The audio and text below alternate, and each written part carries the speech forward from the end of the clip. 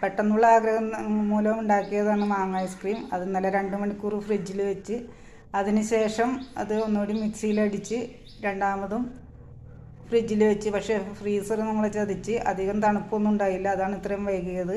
എന്നാലും നമുക്ക് തുറന്നു നോക്കാം. വലിയ കുഴപ്പമില്ലാണ്ട് കിട്ടിയിട്ടുണ്ട്.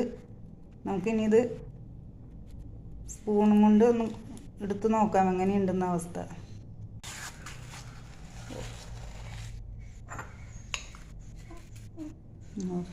കൂട്ടുകാരെ, ഇപ്പോൾ നമ്മൾ ഐസ്ക്രീം ഒരുവിധമൊക്കെ റെഡി ആയിട്ടുണ്ട്.